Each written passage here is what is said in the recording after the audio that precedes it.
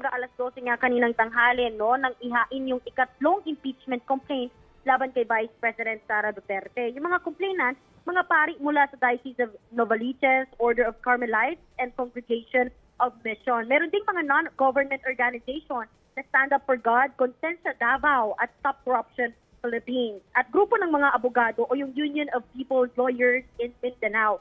Ang mga kongresista nga na nag-endorso nitong impeachment complaint ay sina Assistant Minority Leader at Camarines Sur Representative Gabriel Bordado Jr.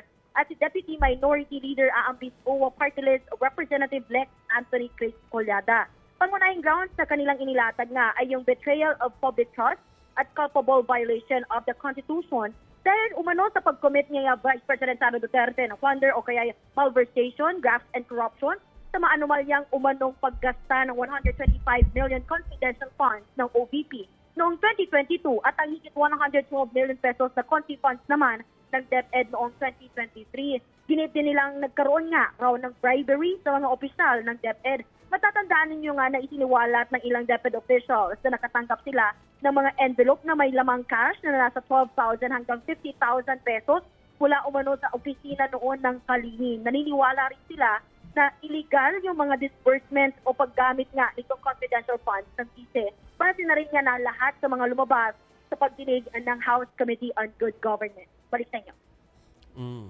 Wala, paano yan? Tatlo-tatlo na yung impeachment case. Yes. Uusad pa ba yan?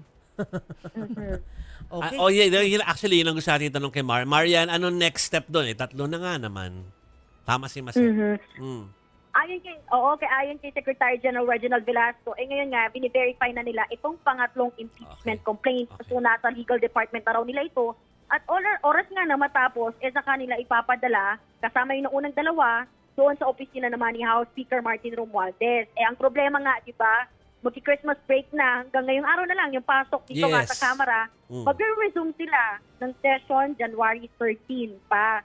So, doon pa natin ulit malalaman kung na-i-transmit na ba muna dito sa SecGen papunta kay Speaker Romualdez. Yes. Kasi from Speaker Romualdez, saka pa lang magbibilang, oras na matanggap niya, may 10 session days siya para i-include nga itong mga complaints sa order of business. Doon ilalatag, isasalang, saka i-refer doon sa Committee on Justice. Okay.